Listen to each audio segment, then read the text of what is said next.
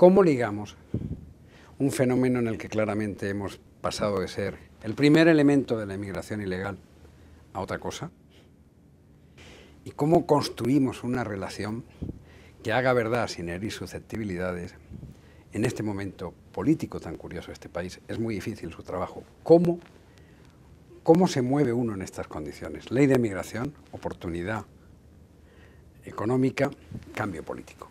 Mira, es un país muy complejo, nosotros también. Lo único peor que la sobresimplificación es la sobreinterpretación, o son igualmente malas.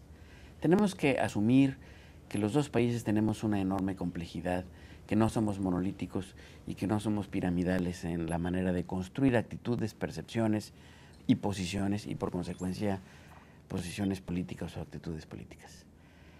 Y tenemos que entender y respetar el propio proceso que los Estados Unidos tienen y actuar en cada uno de los frentes que son distintos.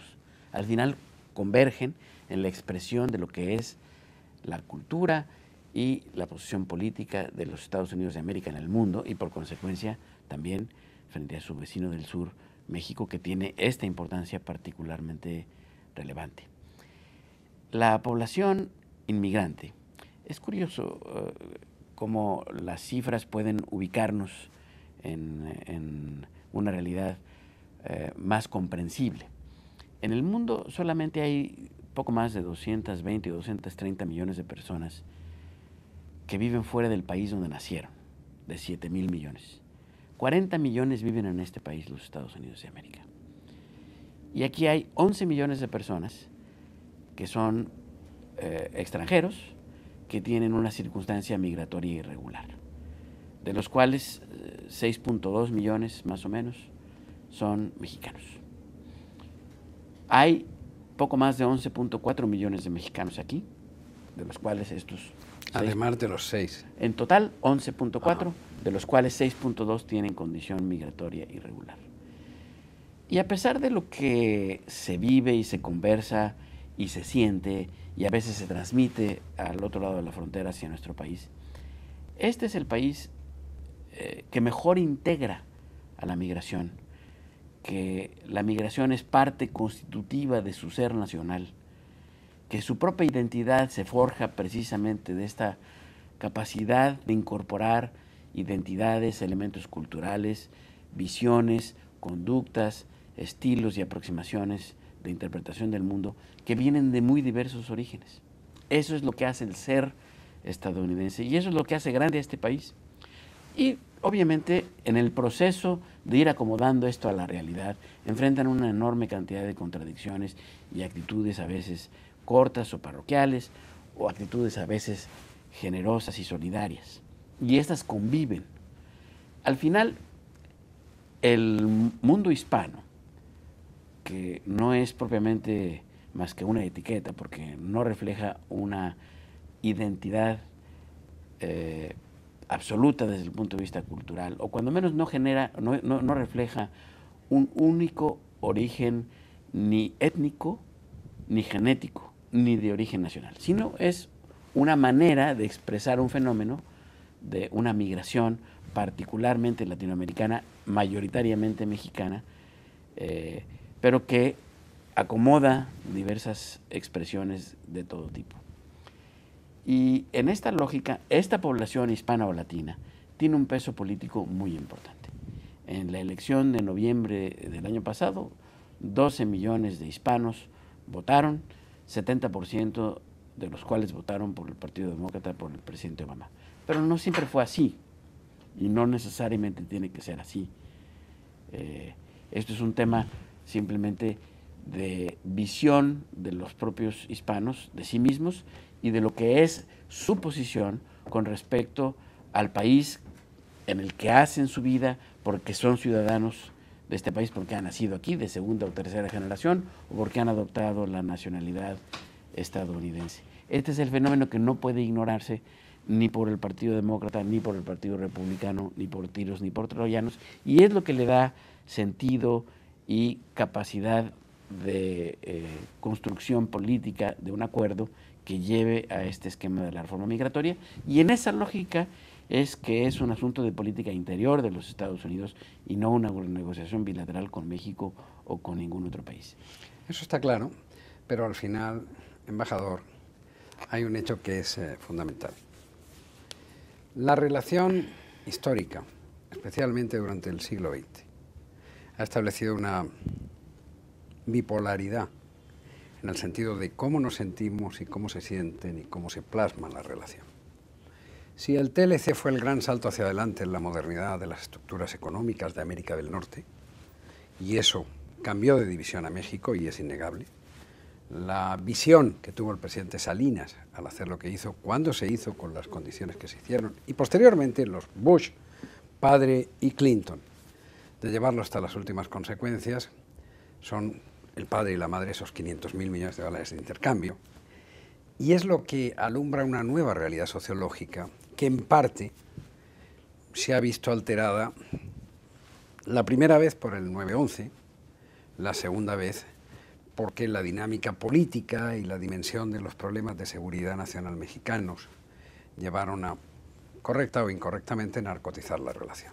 Ha quedado clara en la primera respuesta que el tema de la seguridad ha sido siempre desde 1847 un problema complejo de la relación de México y Estados Unidos.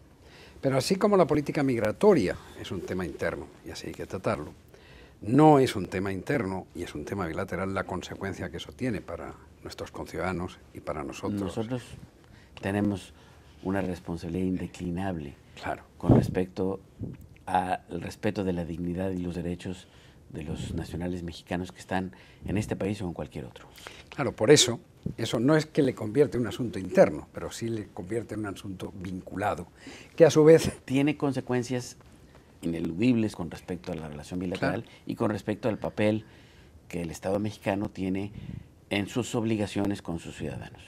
Pero no puede dictar a otro país la manera en la cual resuelve ese asunto. Pero si observamos bien el fenómeno, tenemos una posición... Yo creo que se ha avanzado mucho, embajador. Bueno, de verdad, lo creo honesto. Yo conozco este país hace muchos años y creo que se ha avanzado mucho. Y además estamos muy activos, pero de una manera muy respetuosa. Por supuesto. Y obviamente expresamos nuestras preocupaciones, expresamos nuestros intereses, expresamos lo que pensamos puede ser la mejor manera de resolver ciertas cosas.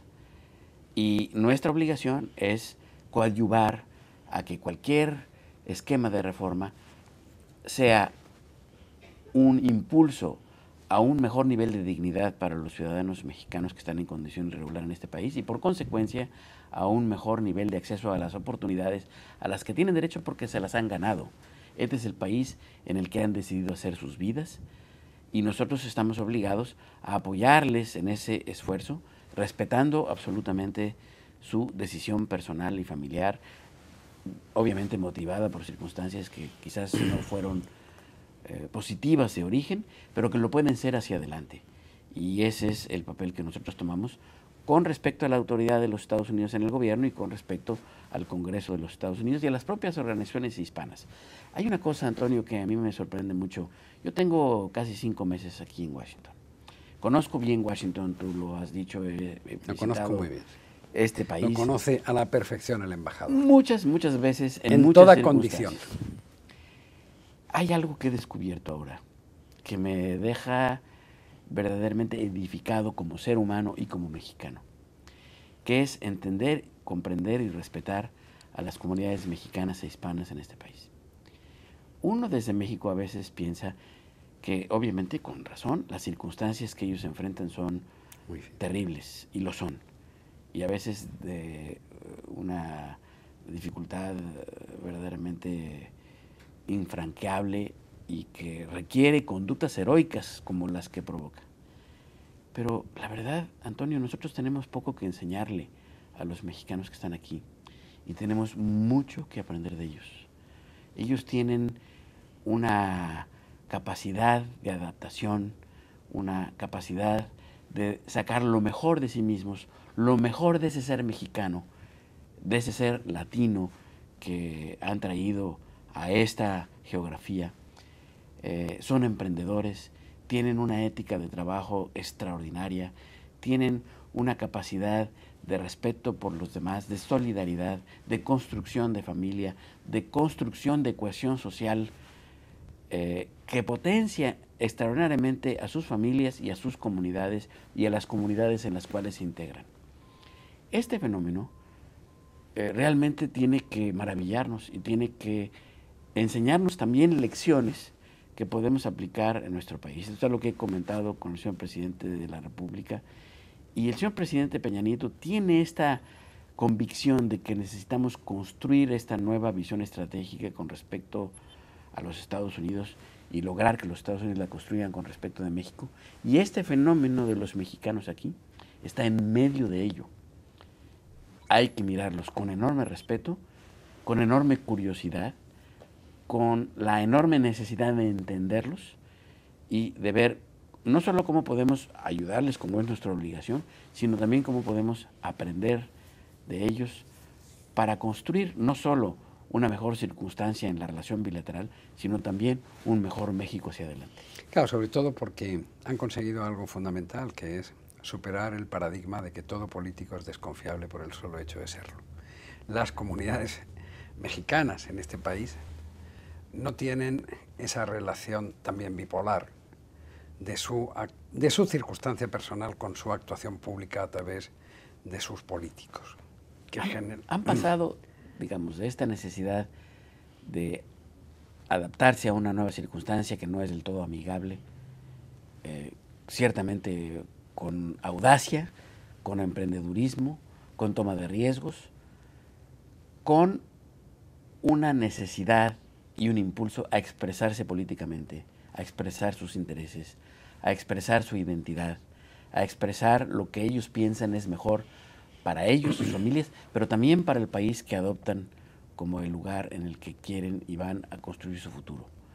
Y esto es algo verdaderamente notable, porque, insisto, saca lo mejor de este ser mexicano en una circunstancia quizás bastante hostil, pero que se vuelve